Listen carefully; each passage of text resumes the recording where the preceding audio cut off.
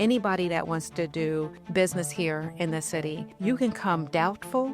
You can come excited. You can come because somebody told you to come. You're going to leave here trusting that I am with you 100%. Tell me what you see in the procurement office day in and day out.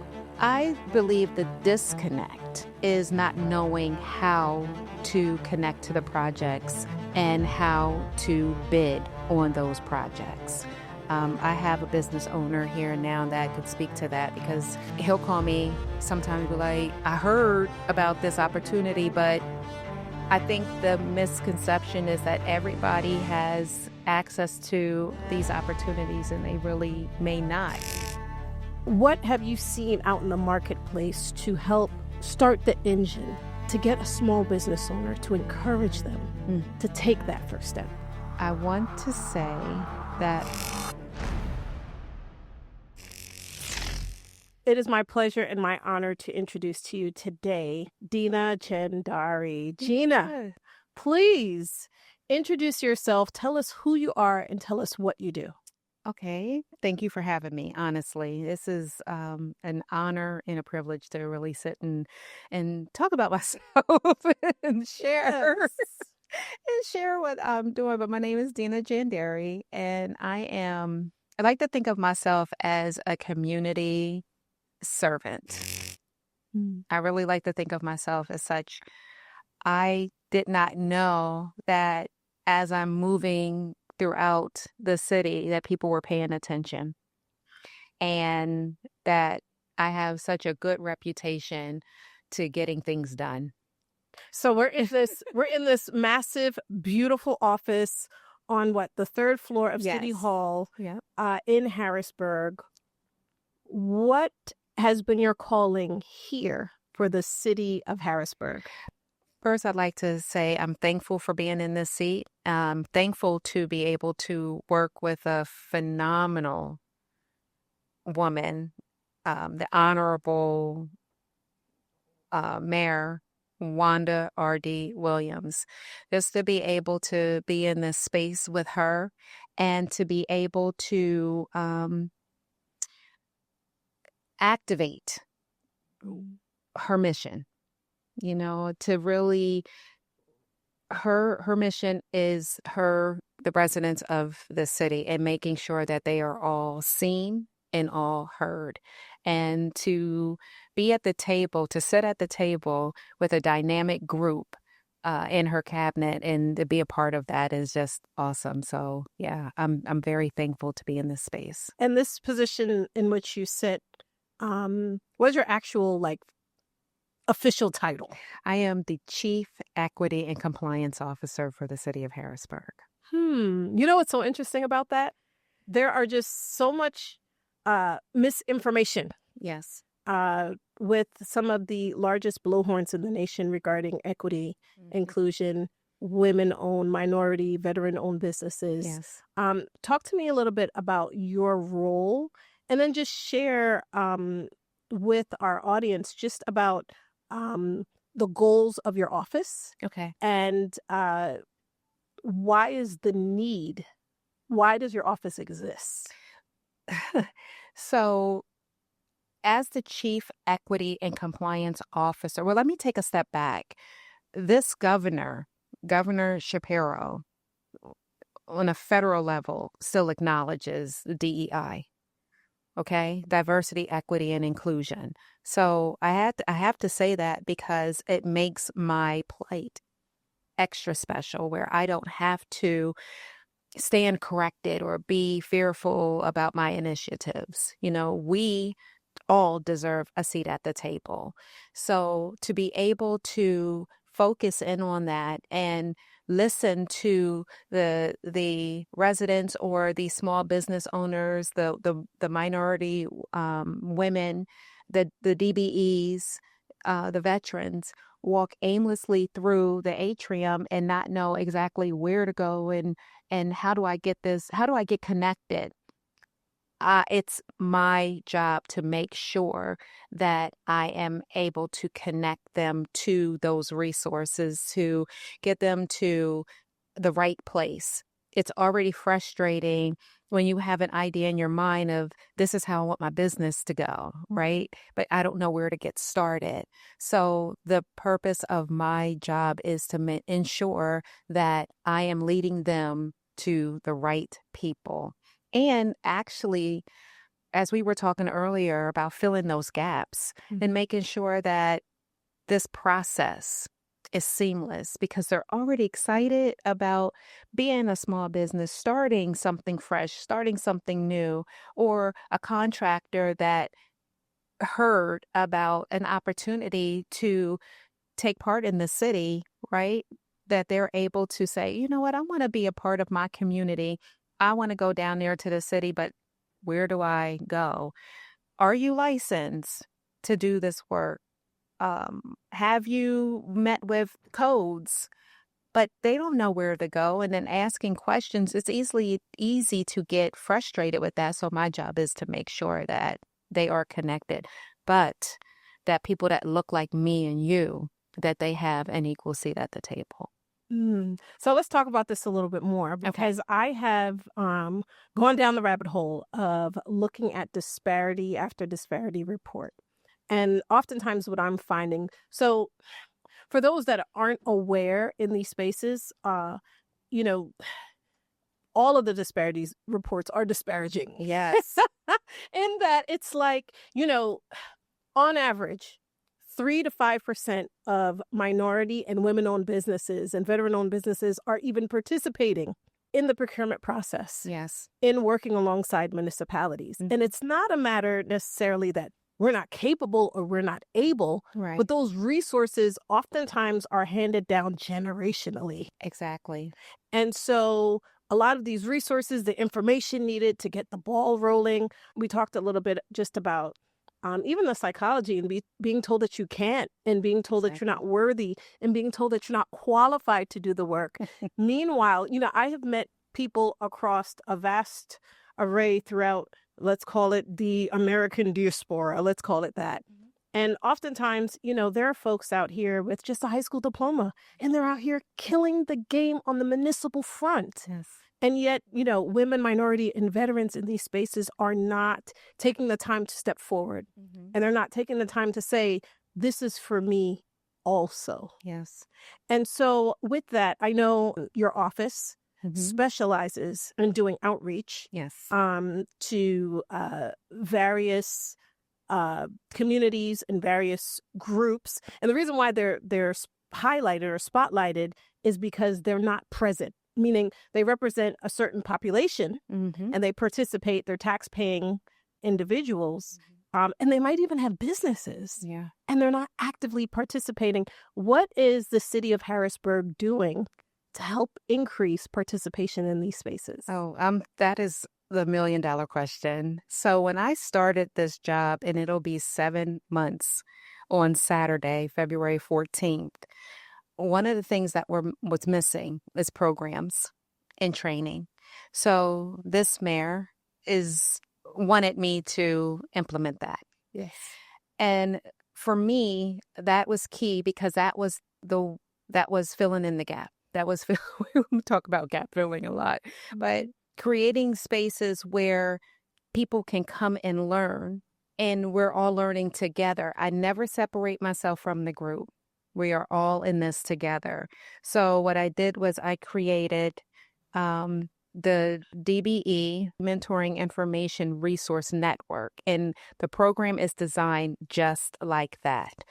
Mentoring. I have legacy contractors that had been in business for over 40 years that right behind you is the Harrisburg Hilton, that they were an integral part in building that hotel. Around the corner, Harrisburg University, they were an integral part in building Harrisburg University. So those mentors are coming in, waiting to not only share their stories, but be a part of the process and helping these individuals grow in their space. The ones that were just standoffish, not believing that there was actually a space for a minority that was new to stepping out of their craft and wanting to know, like, how can I actually connect with the city of Harrisburg? The information piece is what I'm providing them, the pathways and how to get connected to mercantile, to codes, and then those individuals that sit in those spaces, and then the resources. I am out there in the community reaching out to financial institutions, the general services, the ones that are out there, PennDOT, the ones that are out here doing the work, but want to connect to them. And then the networking. The networking is the most important piece. It's getting them to talk to each other, filling in those gaps. I have an individual that might be a master electrician. And then I have a general contractor that's doing some work, but they don't have connections to a master electrician. Right. So there it is. We've created the bridge. We've built the bridge. We built the connection for them to be able to work together. And that is just so important. And that is what this mayor wanted. She wanted to see more people that look like us.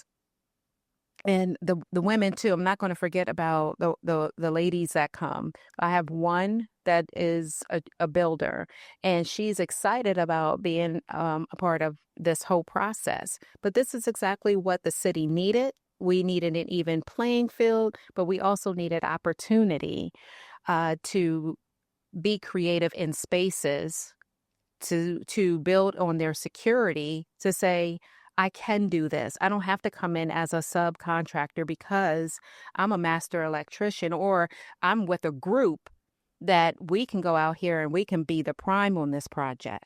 But it's just building that confidence also. And what's so funny? The disparity reports that I've seen overwhelmingly usually segment like different types of work, like professional development type work, where you might have project management work or construction work. And oftentimes, everyone tends to think of government contracts as only being related to construction. And while I will say that is the segment in which is lacking, I would say the most out of all of the disciplines, across all disciplines, is in the construction field. I was elated through learning from you that majority of the individuals that are within your program are focused in the construction field. Yep, 18. That's so awesome. But even furthermore, you briefly mentioned, and this is something that I oftentimes find is a misnomer or very confusing. Okay. Because people tend to think, oh, well, it's only construction. Yeah. Right? It doesn't touch my areas. Talk to me about opportunities in Harrisburg that don't only revolve around construction projects. So 2 meetings ago, so the DBE Mentoring Information Resource Network, we meet twice a month. We meet in the beginning, the first Thursday of each month, and the third Thursday. The way the program is designed is the first Thursday of each month, we talk about the pathways. If there's anyone in the space that's new, I make sure that through introduction and, getting to understand what it is that they're looking for, that I'm able to meet them where they are. And that is key. I can't assume that just because they come in and they identify as a DBE or minority-owned business, that they are squared away, that they're good to go. I'm meeting you exactly where you are. But 2 weeks ago, something powerful happened where I had a gentleman, his name is Sharif Ali.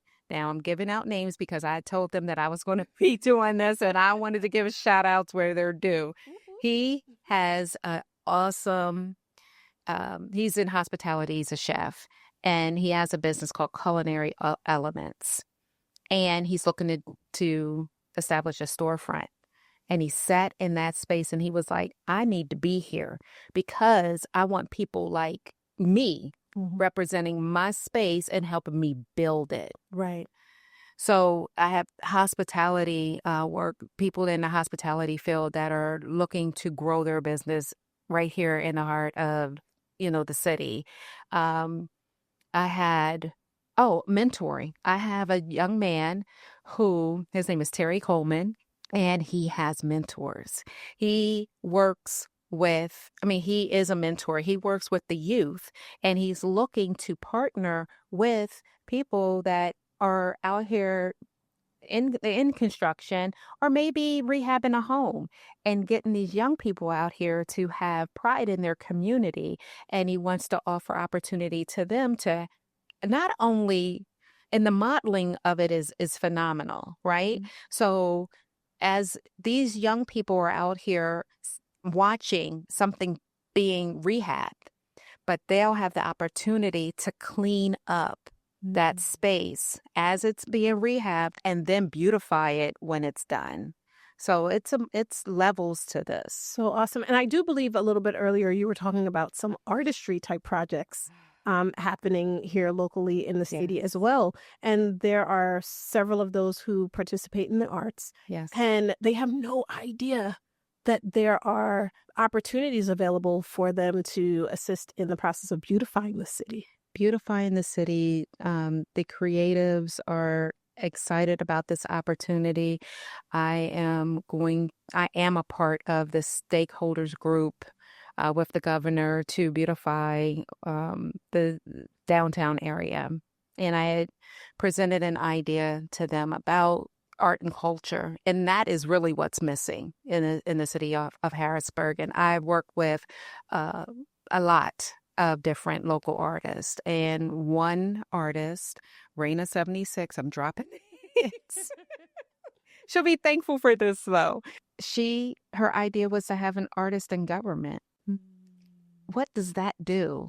That not only provides opportunity for them to grow in spaces that no one ever thought to connect to them to, but it elevates the talk. It elevates the opportunity. It elevates the city, because what we're doing now is we are thinking beyond what is here, right? We're providing opportunities to locals that are within our community, and being that liaison, from the artist community to what the government may even be looking for, what these municipalities may be looking for to beautify the city. We need them. We need their creativeness to tell the story. It's so interesting. I work with municipalities all across the United States, and I just keep hearing the same message over and over and over again. Candid question. Tell me what you see in the procurement office day in and day out. I believe the disconnect is not knowing how to connect to the projects and how to bid on those projects. I have a business owner here now that could speak to that, because he'll call me sometimes, be like, I heard about this opportunity, but I didn't see it. I think the misconception is that everybody has access to these opportunities, and they really may not. Or it was emailed because they may have signed up through Pen Bid. We have Pen Bid, but it could have went through the trash. It could have went through their spam, and they're missing opportunities. So that is one other thing that I make mention through the DBE Mentoring Information and Resource Network, that the information that I provide them is a QR code, and it links them straight to the procurement office. So nothing is missing. That gap is filled, and that we do talk about, Pen Bid. That's not my lane to go into about the procurement process and the bidding process, but I make sure that they are aware of different projects that have presented itself, different opportunities within the city, and that they should go for it. This so reminds me of a YouTube video that we have called How to Win Big Bids Without Bidding. I want to highly encourage for you to go ahead and watch that video, because oftentimes the local municipalities, they're people. Yes. And so, and it's an operation. Yes. And all of these operations are connected. And so when you allow yourself to be at the table, because no one's preventing you from being at the table, When you allow yourself to be at the table, conversations are constantly being had at the table. Yes. And I don't know what I'm allowed to say. See, I'm not connected into any plug because I don't want to make it seem as if some people tend to think that the game is rigged. It's not that the game is rigged. It's that business is business. And entities do business with people they know, like, and trust. And so the more you align yourself with your local municipality, just like we just met today. Yes. Do you get what I mean? And outside of this, we've been talking business. Yeah. Right? And how to link up and how to do the thing. It's just like that. And I think there's this disconnect that I got to have, all the degrees in the world. I oftentimes find, and I could speak to this, okay? And this is like a total disclaimer for Miss Dena right here. But it's like, you don't have to have it all together in order to get yourself to the table. I watch people work it out all the time. I'm talking like $100 million projects. We come together, we sketch something on the board, we pull together a proposal, and boom, we go after it and we do it and we execute it. Yes. And then we do it again, we do it again, we do it again. And each time we do it, we get better and better and better. Yeah. What is your advice to a small business owner out there? I like to sometimes call them even entrepreneurs because they know that they can. I love it. But they don't. Yeah. So we have what's called the RISE paradigm. And we talk about RISE, R-I-S-E. It's an acronym, and it starts, it represents having a relationship to the owner, meaning the municipality, like what we're doing right here today. Okay. I is for industry positioning. S is for strategic partnerships. And none of that matters if you don't have E, which is execution. Oh. What is your advice to a entrepreneur out there who is tired of their 9-to-5 job? And what have you seen out in the marketplace to help start the engine to get a small business owner, to encourage them to take that first step? I want to say that, for one, show up for yourself. And by that, I mean, believe in all things are possible. Okay. So, if you want to start your own business, and let's stay on the hospitality front for a minute. I'm going to use Chef Ali. And then the reason why I'm going to use him is because he texted me today and told me he sold his truck. And I said, congratulations, ? And he was like, no, this feels a little different. And I text him back and I said to him, you're in a new season and it's going to pop. Manifest. He texted me back, but I don't know what he said because I didn't get back to it. Believing in yourself, walking in your purpose, and networking. Network. I trust the process. I think there's this idea or level of comfortability with a 9-to-5 situation. Like, they got my back. Like, listen, I've been laid off enough to know it's not always like that. Yeah. Right. And so people are uncomfortable with feeling uncomfortable. Yeah. And so I strongly believe in entrepreneurship. There's this thought that you're always going to feel comfortable when, that I call it anxiety. We had a young lady come on a few weeks ago. She called it excitement, right? It's all in the way that you tell your story, and it's all in the way that you perceive it, and it's all based on your expectations and what you see moving forward. Yes. And oftentimes that comes with confidence. Yes. And so there are others amongst us that have the confidence, and it's because they've done it time and time and time and time again. And for someone who is stepping out for the first time and they haven't seen it before, they feel the flutter in their hearts. They might be refinancing their home to fund their dreams. Yes. And they feel as if, it's impossible. Like, I know, like, for me, I didn't have anything, right? I had a laptop and a 2009 Toyota Corolla. Okay. And we made that thing work. Yeah. And I just find it so empowering when my audience could sit with someone like you who sees small businesses come in through the door looking for that help and looking at wanting to be needed and wanting their services to be used. And then for it to come full circle, of course, for them to provide for their families. And there's something very emotional about that. It is. And I don't think that we talk about that enough. And I think oftentimes that's what leads to our inability to press forward. There's an emotional component to this, or a psychological component to this. Like, I'll use an example. I have interviewed hundreds of people for different job opportunities or whatnot, and we show up differently. We do. At the table. We do. And in terms of like negotiations, how to negotiate, what to say, when to negotiate, what not to say. Yes. When we negotiate. And sometimes people forget that there's power in saying no. And it does not mean that all of a sudden you're unqualified for the opportunity. It's standing up for yourself and believing in yourself. Just in terms of the city and the city's goal. Yeah. And I know that everything that you're doing here in the city is just going to skyrocket. The question I have for you is, what is the next step for small businesses that's looking to connect with the city of Harrisburg? What are the steps that they need to take to connect with you? They need to contact me.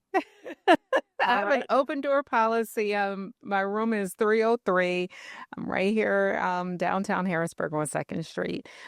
If I could just take a step back, I was listening to everything that you were saying, and I remember there was a gentleman. He's a master plumber, and I walked downstairs to introduce myself to anybody that comes to my program, and I sat with him for a little bit. And he's from Cambodia.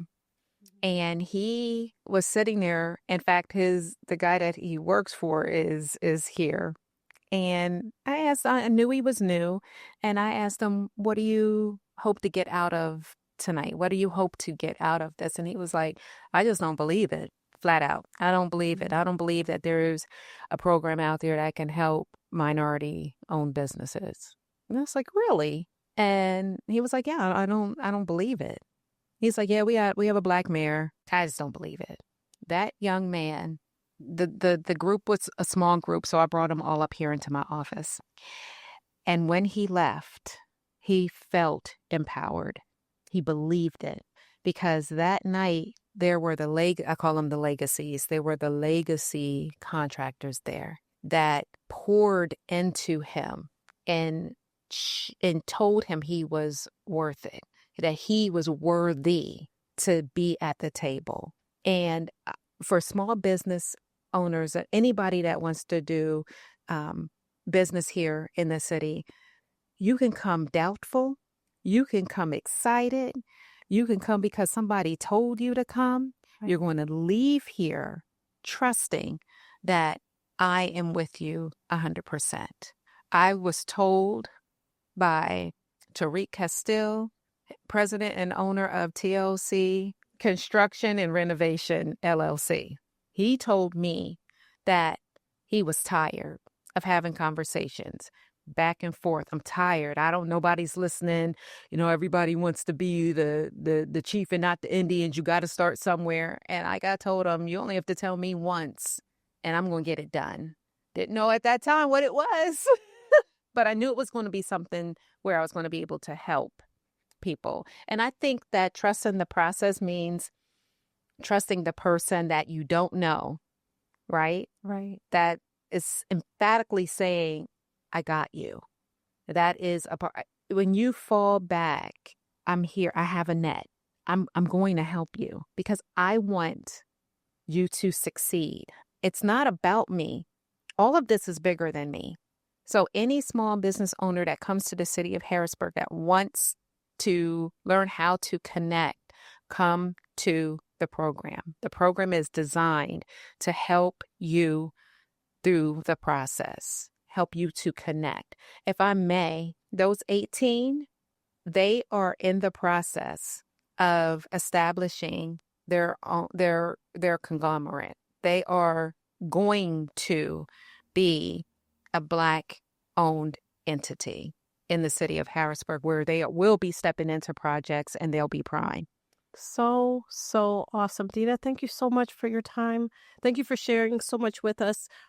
In the description box, we will put all of your contact information. Awesome. If you are in or near the Harrisburg area, if you are in Pennsylvania, Philadelphia, if you are in any of these municipalities surrounding Harrisburg, Dena is looking forward to working with all of you. Thank you, and God bless.